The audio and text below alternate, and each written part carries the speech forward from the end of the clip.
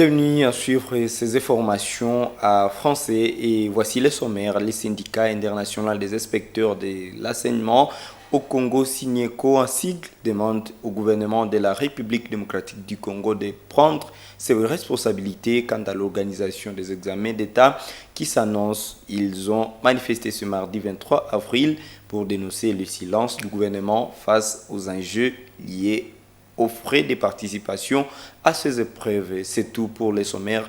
Mesdames et messieurs, merci de suivre et merci de continuer à suivre les détails pour quelques secondes. Les inspecteurs réunis au sein du syndicat national des inspecteurs de l'enseignement au Congo, SYNIECO en sigle, ont manifesté ce mardi 23 avril. Ils s'insurgent contre le silence du gouvernement aux enjeux liés aux frais de participation à l'examen d'État 2024 au Nord Kivu, craignant pour une probable débâcle au regard des promesses fallacieuses.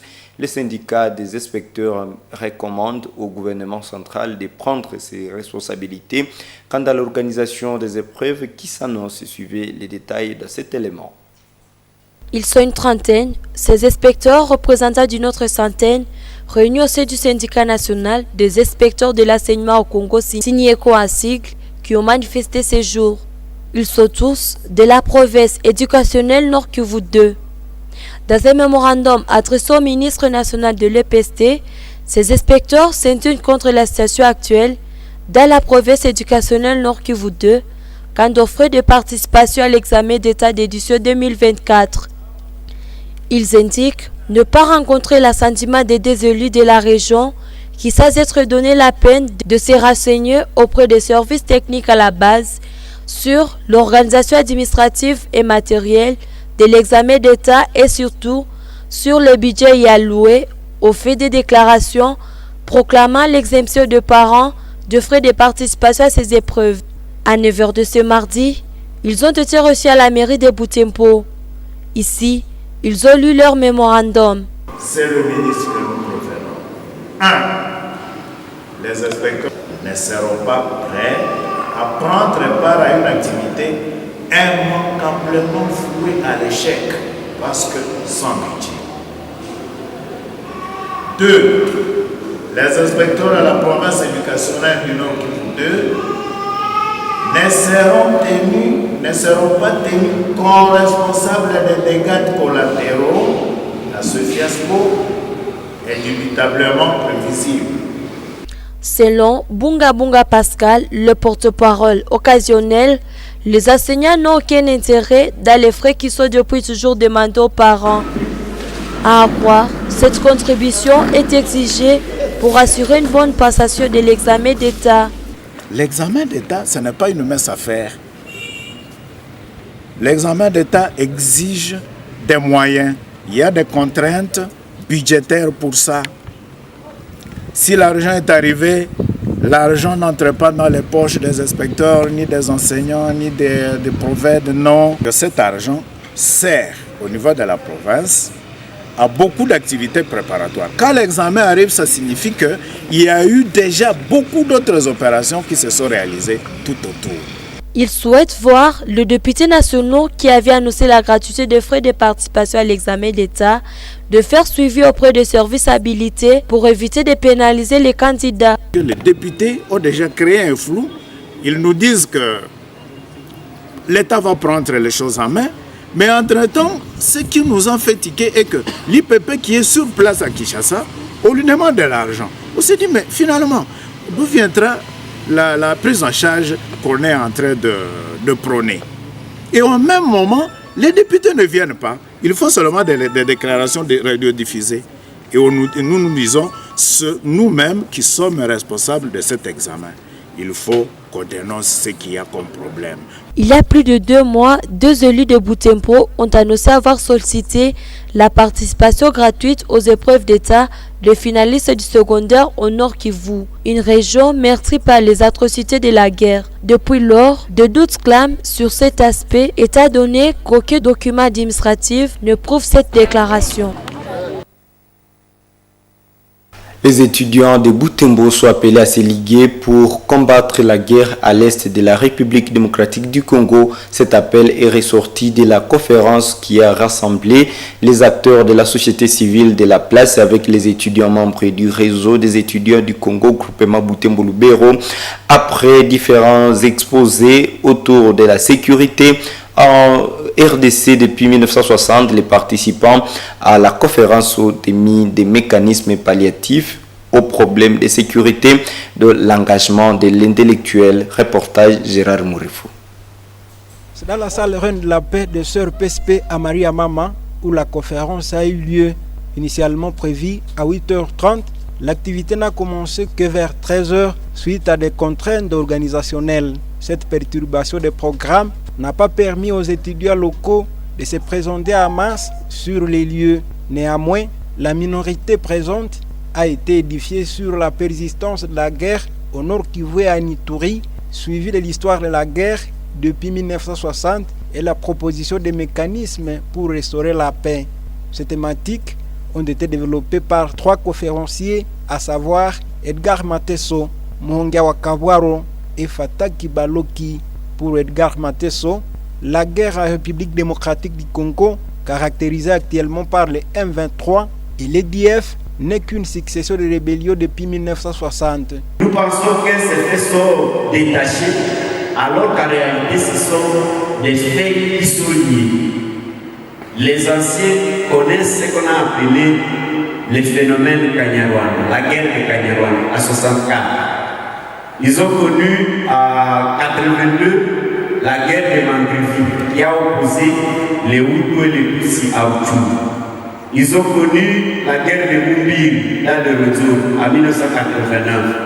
Ils ont connu les conflits de Toto dans le territoire de Waïka. La guerre de Laurent Kunda en 2007-2009. La guerre de 23, 2011, 2012. Pour prendre fin en 2013, le massacre de Beni, qui était précédé de 300, même 4 ans, je dirais, de déportation des civils. Cette intervention de l'assistant Mateso est appuyée par l'historien Muhongia Wakabwaro, qui à son tour a montré que peuple sans armée solide était peuple à disparition. Il a ici appelé les étudiants à embrasser l'académie militaire pour défendre les peuples. L'armée reste le socle. Malgré les textes internationaux, malgré les droits de l'homme, ce ne serait plus les États-Unis qui pouvaient avoir une armée forte. Ça veut dire qu'ils se reprochent de quelque chose. Ils sont aussi peur qu'ils soient envahis. Et les pays comme les vôtres, qui est combattu par tout le monde, il peut de temps en temps disparaître. Il y a eu un vaste empire à Yougoslavie. C'était un empire qui s'attendait sur la péninsule balkanique. Fatah Kibaloki, de son côté, a montré la nécessité de prendre des mécanismes pour pallier aux problèmes de la guerre à l'est du pays.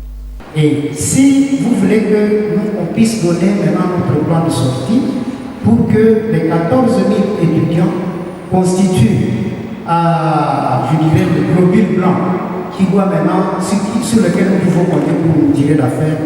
Je ne sais pas combien peuvent manifester en mettant les mains à l'air. Les stratégies qu'on ne peut pas les donner à des gens qui ne sont pas engagés. Après cette série d'exposés et de questions-réponses, les étudiants ont émis des recommandations qui pourraient contribuer à la restauration de la paix en République démocratique du Congo. Parmi ces recommandations figure la constitution des comités de paix dans chaque cellule dans l'objectif de dénicher rapidement l'ennemi. Au regard d'un nombre réduit de participants, des initiateurs se sont convenus d'organiser une autre activité dans les prochains jours. Le Parlement d'Afan Butembo Lubero se réjouit de la faveur accordée pour l'inscription des enfants à l'état civil. Il s'agit des enfants qui n'ont pas eu l'opportunité d'être inscrits dans les délais requis. Joël Ngunza, président du Parlement d'Afan Butembo Lubero, remercie le gouvernement à travers les autorités urbaines pour avoir facilité cette opération. Il appelle les parents à profiter de l'occasion pour faire inscrire leurs enfants à l'état civil afin que ces derniers soit reconnu par l'État. Joël Ngunza est à ses propos.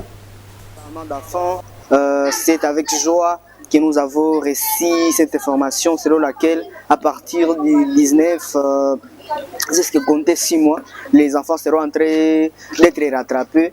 Bien sûr, c'est là qui n'ont pas eu l'occasion d'être enregistrés par leurs parents pendant les 90 jours dont exige la loi. C'est que nous sommes très contents parce que cela a fait notre combat de chaque jour.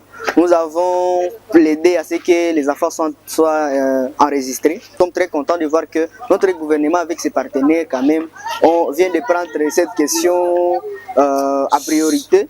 Et nous disons, en train de dire merci beaucoup à notre gouvernement. On peut dire que c'est une réussite dans ce sens-là.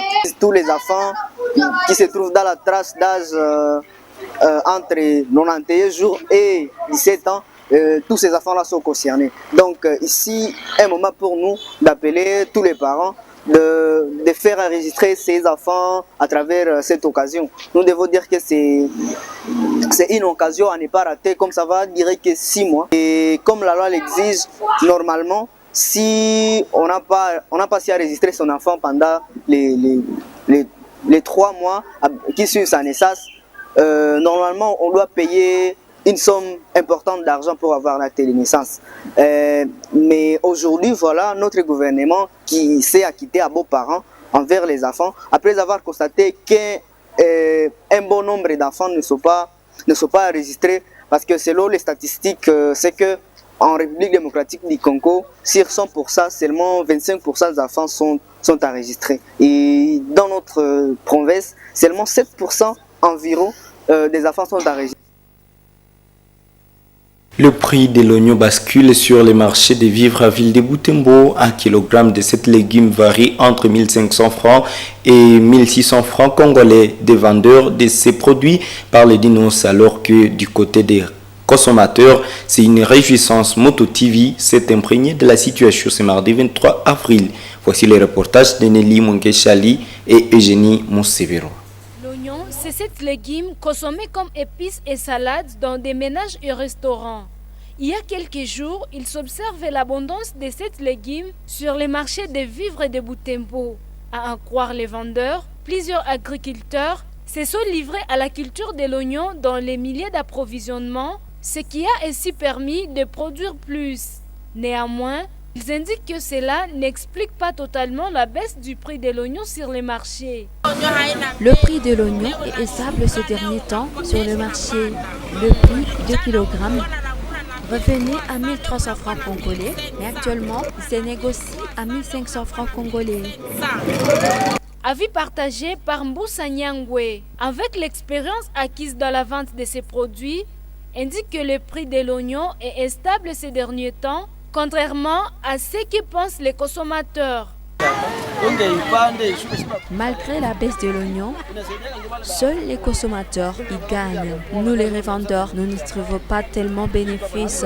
Souvent, j'envoie ma marchandise vers l'extérieur de Butembo. C'est là les commandes de mes clients. Pour les consommateurs, c'est plutôt une baisse au vu de la quantité qui a augmenté. Je suis fière de voir le prix de l'oignon baisser. Je vais faire de la salade à mes enfants. Ils vont apprendre avec le haricot. Je vais aussi préparer une bonne soupe. Je peux également faire le médicament contre la toux.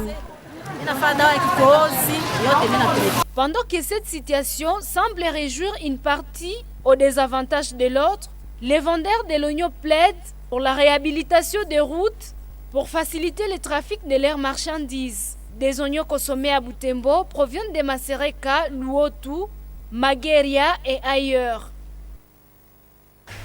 Merci d'avoir suivi Moto TV, d'avoir suivi le journal et d'être fidèle à la chaîne Moto TV. C'est la fin de notre édition. Merci d'avoir suivi. Au revoir.